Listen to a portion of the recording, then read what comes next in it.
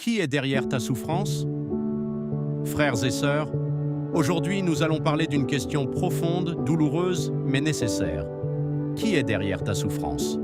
Quand la douleur frappe, quand les portes se ferment, quand les larmes deviennent ton langage quotidien, quand les prières semblent sans réponse, une question revient sans cesse. Est-ce Dieu? Est-ce le diable? Est-ce moi? Est-ce la vie? Ouvrons la parole de Dieu. Dieu est-il l'auteur de ta souffrance? La Bible déclare dans Jacques 1,13 que personne, lorsqu'il est tenté, ne dise « c'est Dieu qui me tente », car Dieu ne peut être tenté par le mal et il ne tente lui-même personne. Dieu n'est pas l'auteur du mal.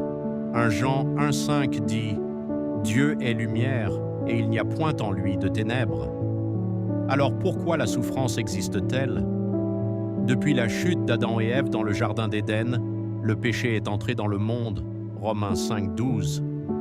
Et avec le péché sont venus la maladie, la mort, les conflits, les trahisons, les injustices. Dieu n'a pas créé la souffrance. La souffrance est la conséquence d'un monde brisé. Mais attention, même si Dieu n'est pas l'auteur de ta douleur, il est le maître qui peut l'utiliser pour ta gloire future.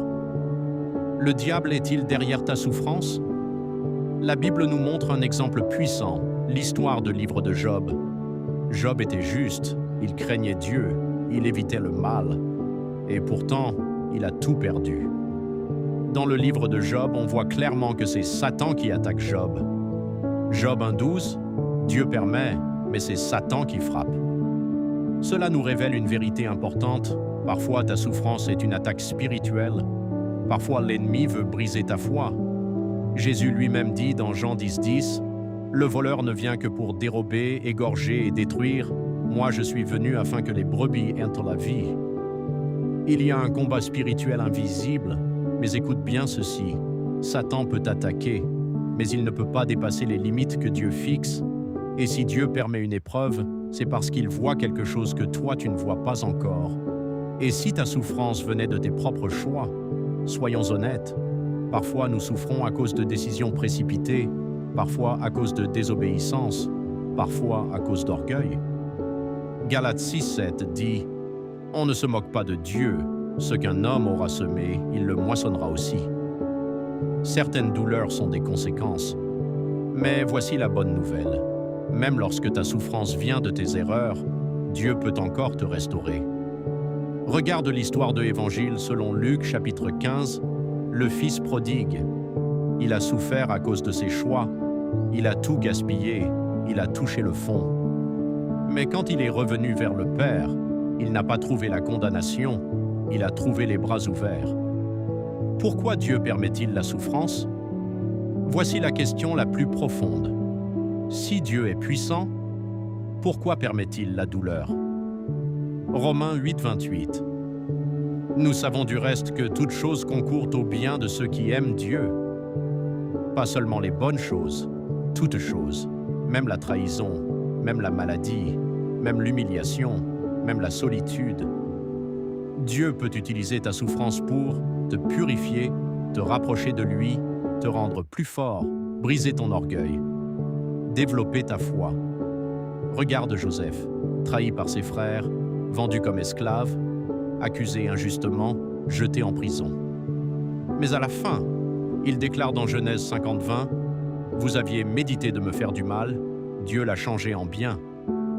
Ce que l'ennemi a prévu pour te détruire, Dieu peut le transformer en destinée. Et si ta souffrance était une préparation, avant l'élévation, il y a souvent la formation. Avant la gloire, il y a la croix. Regarde Jésus-Christ, rejeté, moqué, fouetté, crucifié. La croix semblait être une défaite, mais 3 jours plus tard, la résurrection. Ta souffrance n'est peut-être pas une fin, elle est peut-être une transition. Dieu prépare quelque chose. Comment réagir face à la souffrance? Voici 3 clés spirituelles. 1. Ne t'éloigne pas de Dieu. C'est le moment de t'approcher. 2. Garde la foi, même quand tu ne comprends pas. 3. Déclare la parole Psaume 34,19. Le malheur atteint souvent le juste, mais l'Éternel l'en délivre toujours. Pas parfois, toujours. Qui est derrière ta souffrance? Parfois, un monde brisé, un combat spirituel, tes propres choix, mais au-dessus de tout cela, il y a Dieu. Et il a le dernier mot. Ta souffrance ne définit pas ton avenir. Elle ne définit pas ton identité. Elle ne définit pas ta destinée. Elle est temporaire. 2 Corinthiens 4,17. Car nos légères afflictions du moment présent produisent pour nous un poids éternel de gloire. Ce que tu traverses aujourd'hui produit quelque chose d'éternel. Prions ensemble. Seigneur mon Dieu, tu vois chaque larme. Tu connais chaque blessure cachée. Tu comprends chaque question silencieuse. Père, si ma souffrance vient de mes erreurs, donne-moi la repentance et la restauration. Si elle vient d'une attaque de l'ennemi, revêt-moi de ton armure. Si elle est une préparation, donne-moi la patience. Je refuse de croire que ma douleur est inutile. Je crois que tu transformes tout pour mon bien. Seigneur, entre dans ma situation, guéris mon cœur, fortifie ma foi, change mon histoire. Au nom de Jésus, Amen.